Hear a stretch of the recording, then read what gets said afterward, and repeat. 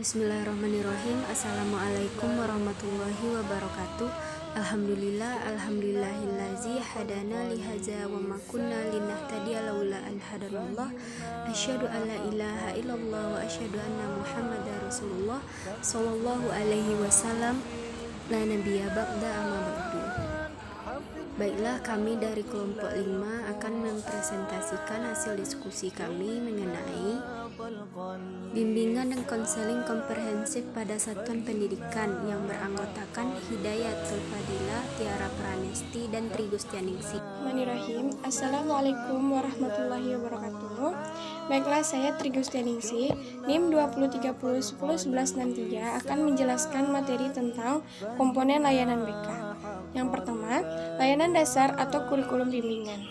Pelayanan dasar diartikan sebagai proses pemberian bantuan kepada seluruh konseli melalui kegiatan penyimpanan pengalaman terstruktur secara klasikal atau kelompok yang disajikan secara sistematis dalam rangka mengembangkan perilaku jangka panjang sesuai dengan tahap dan tugas-tugas perkembangan yang dituangkan sebagai standar kompetensi kemandirian yang diperlukan dalam pengembangan kemampuan memilih dan mengambil keputusan dalam menjalani hidupnya.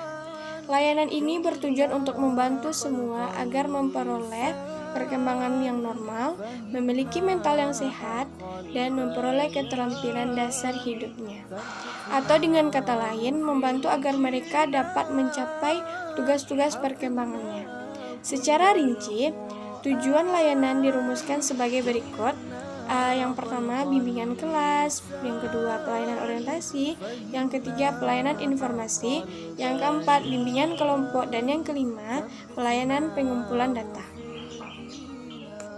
Kita masuk ke tujuan. Yang pertama, memiliki kesadaran atau pemahaman tentang diri dan lingkungannya, pendidikan, pekerjaan, sosial, budaya, dan agama. Yang kedua, mampu mengembangkan keterampilan untuk mengidentifikasi tanggung jawab atau seperangkat tingkah laku yang layak bagi penyesuaian diri dan lingkungannya. Yang ketiga, mampu menangani atau memenuhi kebutuhan dan masalahnya. Yang keempat, mampu mengembangkan dirinya dalam rangka mencapai tujuan hidupnya. Fokus pengembangannya yaitu self-based system. Yang kedua, motivasi berprestasi. Yang ketiga, keterampilan pengambilan keputusan. Yang keempat, keterampilan pemecahan masalah. Yang kelima, keterampilan hubungan. Layanan responsif merupakan pemberian bantuan kepada konseli yang menghadapi kebutuhan dan masalah yang memerlukan pertolongan dengan segera, sebab jika tidak segera dibantu dapat menimbulkan gangguan dalam proses pencapaian tugas-tugas perkembangan. Konseli individual, konseli krisis, konsultasi kepada orang tua, guru, dan ahli tangan dan ahli lain, ragam bantuan yang dapat dilakukan dalam pelayanan responsif.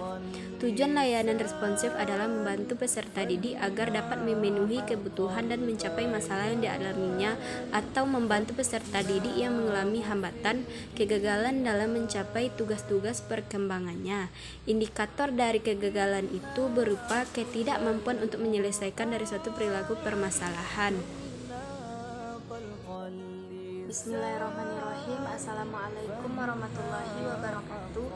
Baiklah, saya Tiara Pranesti, NIM 2030101162 akan melanjutkan presentasi dari kelompok kami, yaitu pelayanan referensif. Fokus pengembangan pelayanan referensif bergantung kepada masalah atau kebutuhan konseli. Masalah dan kebutuhan konseli berkaitan dengan keinginan untuk memahami sesuatu hal, karena itu dipandang penting bagi perkembangan dirinya secara positif. Kebutuhan ini seperti kebutuhan untuk memperoleh informasi antara lain tentang pilihan karir dan program studi, sumber-sumber belajar, bahaya obat terlarang, minuman keras, narkotika, dan pergaulan bebas. Adapun strateginya yaitu yang pertama yaitu konseling individu dan kelompok, referral, rujukan atau alih tangan, kolaborasi dengan guru pembelajaran atau guru kelas, kolaborasi dengan orang tua, kolaborasi dengan pihak sekolah, konsultasi, bimbingan teman sebaya, konferensi kasus, dan home visit atau kunjungan rumah. Yang ketiga yaitu perencanaan individual. Perencanaan individual diartikan sebagai bantuan kepada konseli agar memperumuskan dan melakukan aktivitas yang berkaitan dengan perencanaan masa depan berdasarkan pemahaman akan kelebihan dan kekurangan dirinya, serta pemahaman akan peluang dan kesempatan yang tersedia di lingkungannya.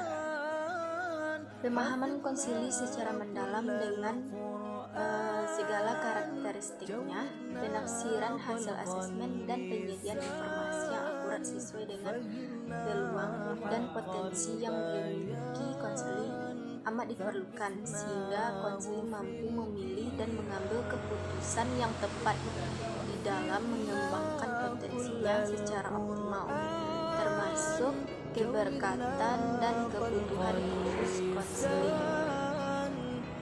Kegiatan orientasi informasi konseli individual, rujukan, kolaborasi, dan advokasi diperlukan di dalam implementasi pelayanan ini.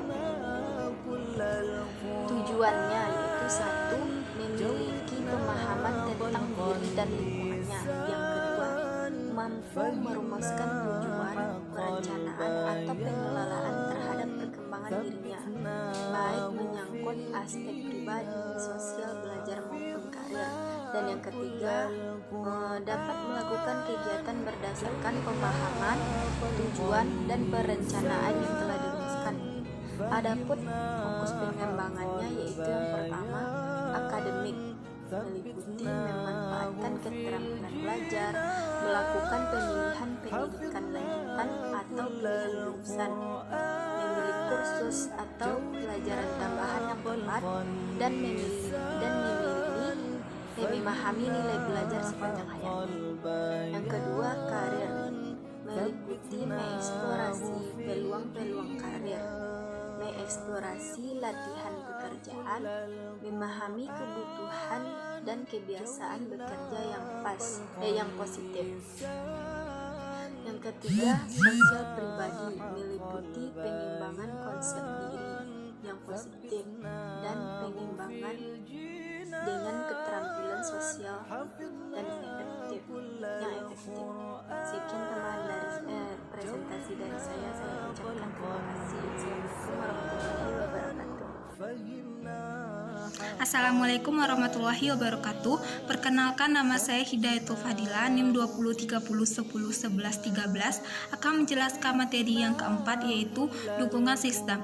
Dukungan sistem merupakan komponen pelayanan dan kegiatan manajemen tata kerja infrastruktur, misalnya teknologi informasi, komunikasi, dan pengembangan kemampuan profesional konselor, secara berkelanjutan yang secara langsung memberikan bantuan kepada konseling atau memfasilitasi kelancaran perkembangan konseling.